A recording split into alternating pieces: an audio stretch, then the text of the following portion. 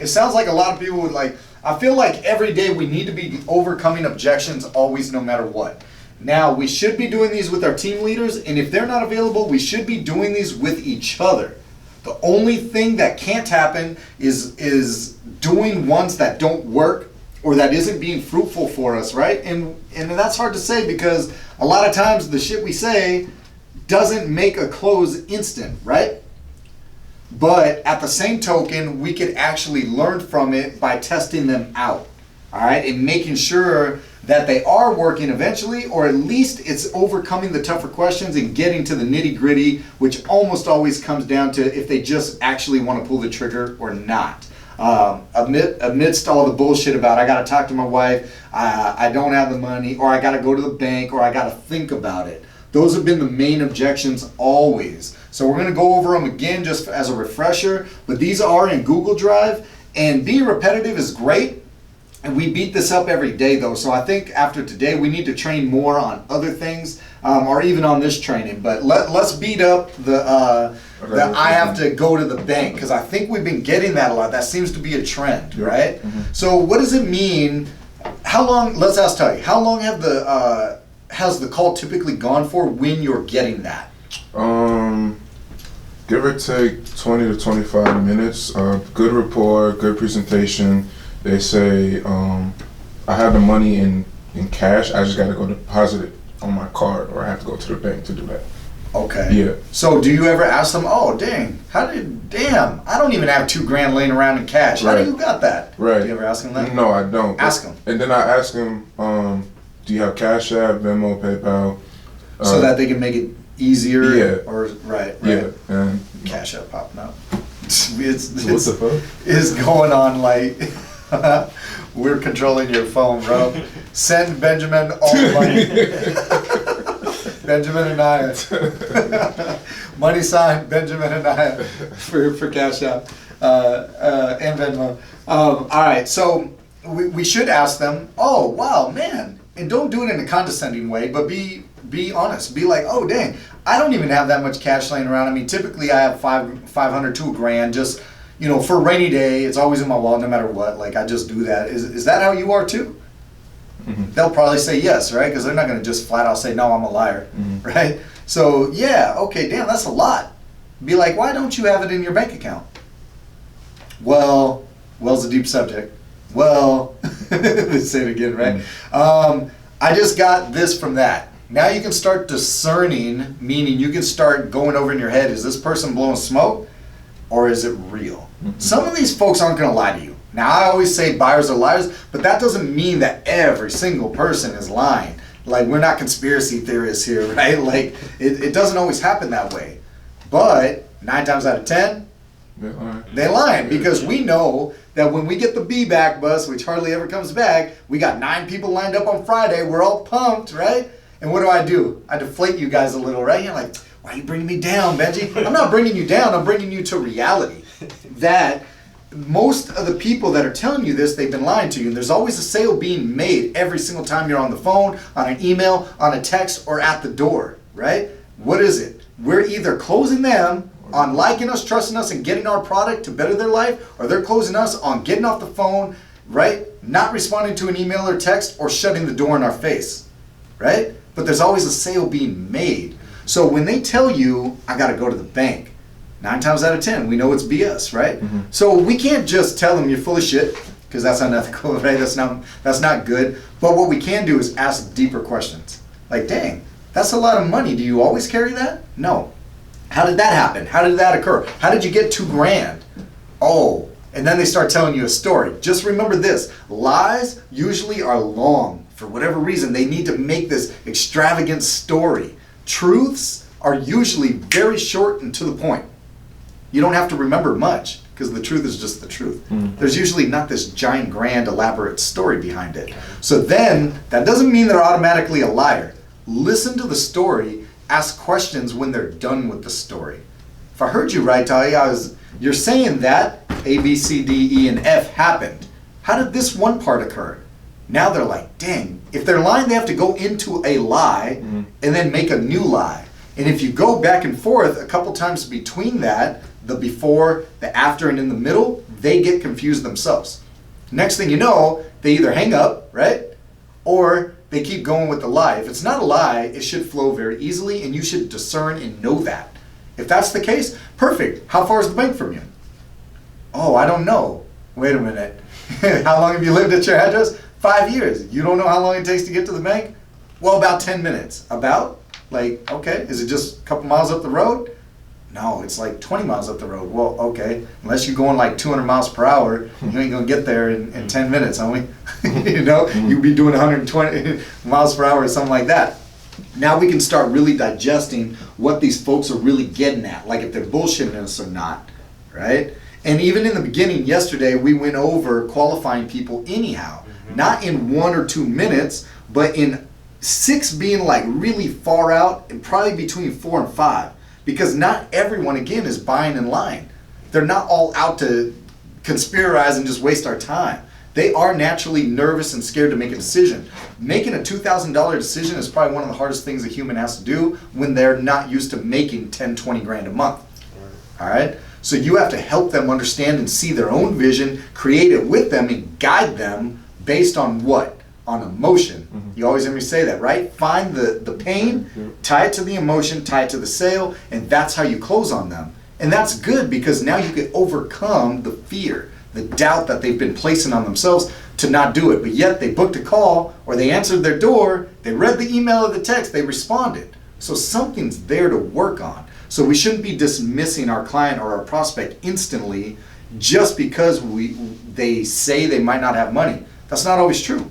People are nervous. They don't want to be scammed. They don't want to be lied to. They're just testing you. So then maybe we take a couple more minutes to qualify them better.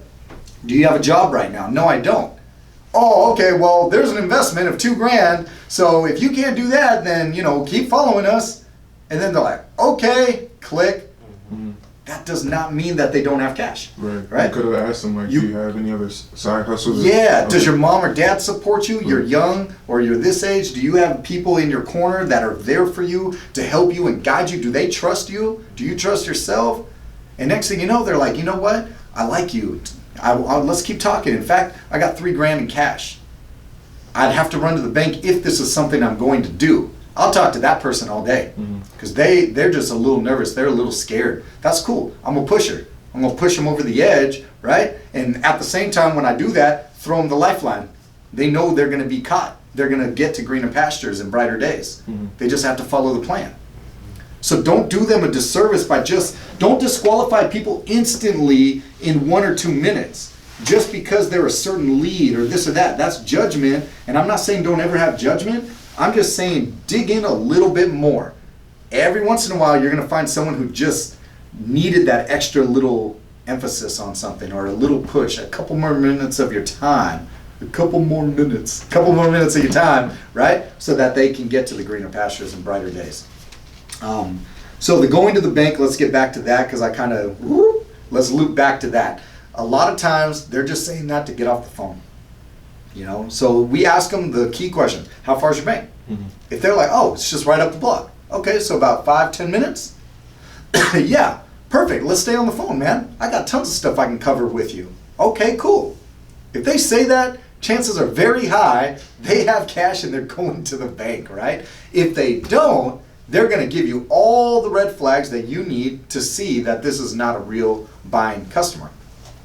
Oh, no, man, I'm not going to stay on the phone. Oh, wait a minute, we've been on the phone for, and then obligate them with time, 38 minutes. Like, we've gone over a lot, man. You trying to get rid of me that quick? Right when we're about to get to the juicy stuff of getting you closer to your dream and your reality? Well, what are we going to talk about for 10 minutes? Man, we're going to talk about a lot. We can keep diving into this. There's plenty we could go over. Okay, now they're probably still serious. If they're like, nah, man, I'll call you after I'm done. All right, did I say something wrong? I still got more information that you could absolutely use. Nah, I don't want to do that. Okay, you sure you're going to the bank?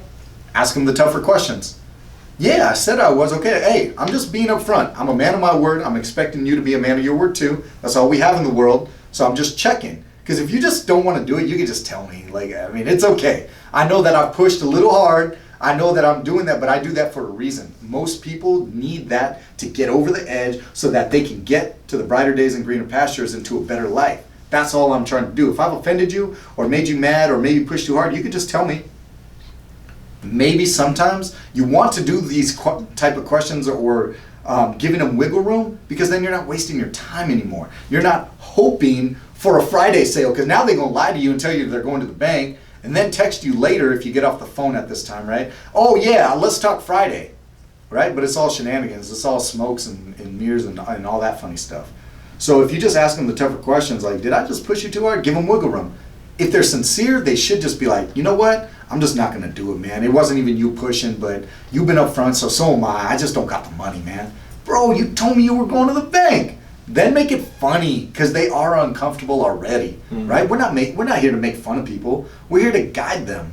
So then just tell them, be like, wait a minute, bro. That's why you don't want to talk to me for the next 10 minutes, because you ain't going to the bank. I'll tell you what, we can talk for 12 more minutes even if you want, because the more you know about this, the better your decision making can be to even want to take this course of mine.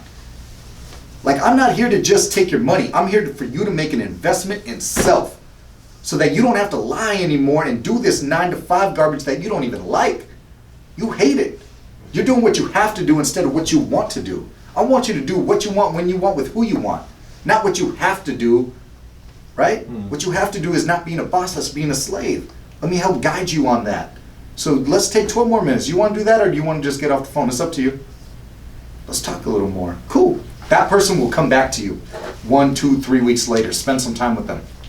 They're genuine, because you were genuine, right? Remember, don't chase the money. Don't chase anything, right? We repel what we chase. You want to attract, then you have to go by either God, right? Or if you don't believe in that, the higher version, that you might think, which is the universe or whatever, the law of reciprocity, right? It works when you give more, you get more, right? So you got to be doing that. You can't just be taking all this for granted and not pushing them to their limits and not extending the help, because then you're doing a disservice to yourself and them. So that's objection handling 101 for that. Anyone, who else got, what other objections y'all got? So that one's going to the bank. We beat that one up hella good. Can you do the spouse one? Yeah, in which sense? I just got to talk to my wife? I know that's an easy one, but actually I feel like that one I could probably do. I want to do the wife saying she has to talk to the husband.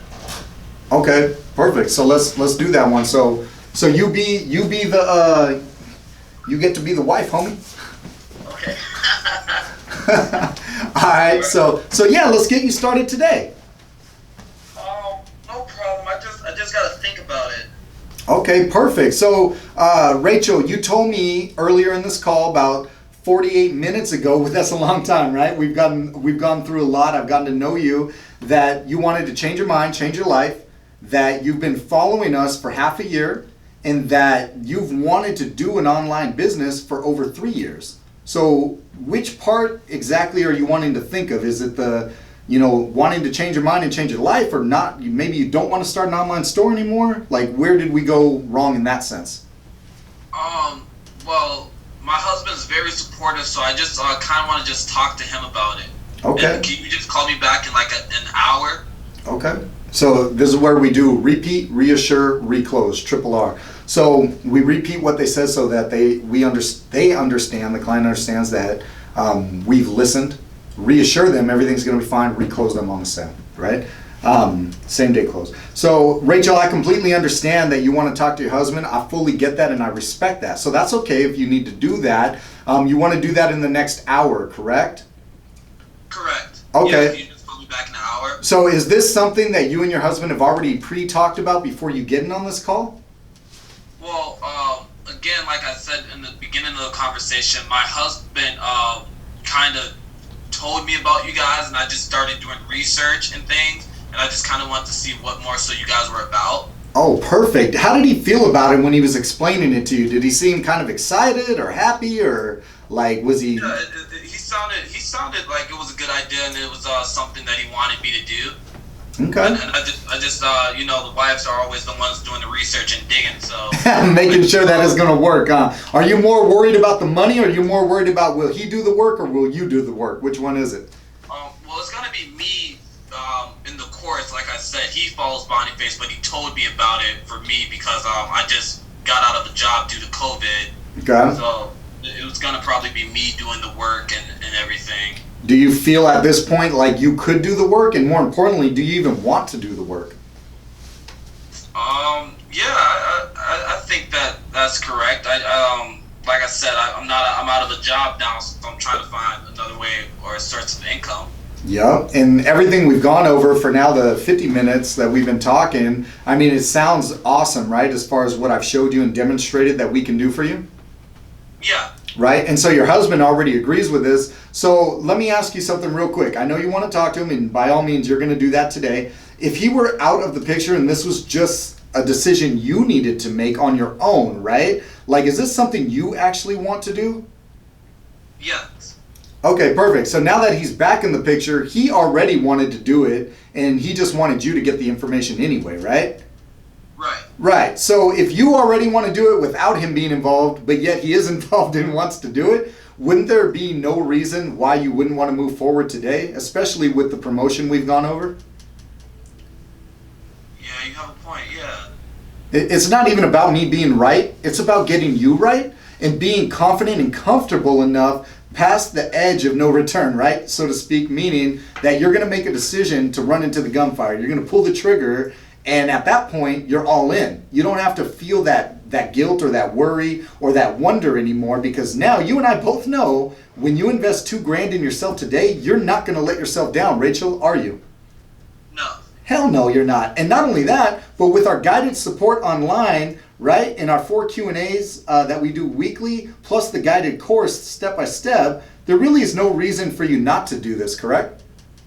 Right. So I'll tell you what, I'm going to go ahead today and get you started, but I'm going to throw in an extra little bonus of mindset training for you to give you a little taste of it. It's just a couple hours worth, which is a lot, really. And I'm going to go ahead and throw that in for you as a free value just for getting over that edge of fear today with me. How's that sound?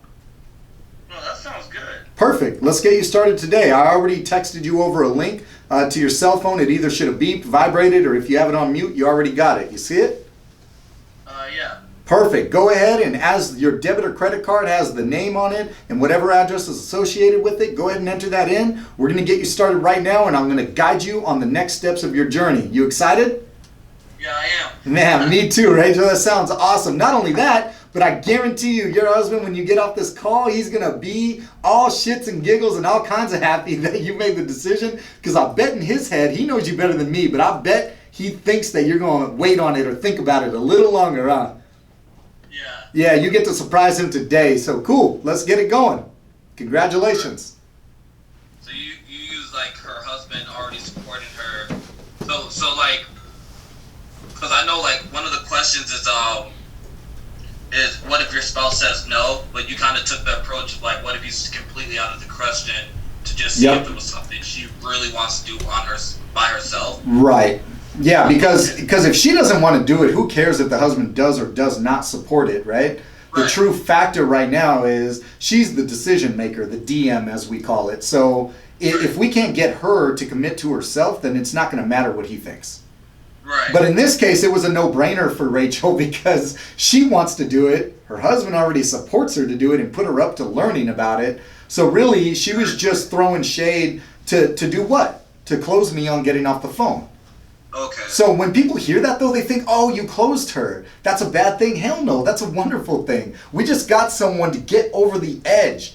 Humans are like, it's hard to make humans make decisions, especially with money, because there's repercussions and consequences if it doesn't work out. And time to time again, as humans, we make bad mistakes, right? So we have to learn by usually what? Not making them again. So when you already have fear and doubt of a course that you've never taken, that creeps in. That's why it's our job as a sales closer to get all of the right questions asked, to qualify perfectly, and to get them on the track of investing in themselves today. Because when they got to think about it, they're going to think of how they can buy new shoes, new pumps, new skirts, new whatever, other than investing in themselves. Yep. Yep. Anyone got anything else? I feel like we did great on this. I know y'all got leads and calls today. I want you guys to stay focused today. Don't remember the number one thing to broken vision is broken focus, man. That's the number one thing. If you have broken focus, your vision is not going to come to pass. You have to have lasered in focus on what you want to obtain, and run through barriers and walls with it is so tough and mentally instilled in your head. Your passion, what you love, and you wanting to help others. You have to do that. Don't let money be what you're chasing. You'll repel it. Don't chase anyone. Just help the people that are calling to realize their dream and get started today. Because when you change your mind, you change your life. All right, y'all. I'm going to sign off, okay? All right, appreciate that. All right. If you're watching out there and you found value in this training, going over objections, I just did training with one of the teams I consult for in my company, Alpha Consulting Elite, Alpha Closers Elite. If you like this and you're watching this on YouTube, hit the subscribe button, that little ding-a-ling-a-ling, pow, punch that. If you're watching this on Facebook, go ahead and like this. Send some love, share, and comment, and do me a favor. Tag 3 to 5 friends, right, that are business professionals, entrepreneurs, business owners that could really benefit from seeing this message today. I appreciate y'all. You heard it from me first, folks. Have a great day.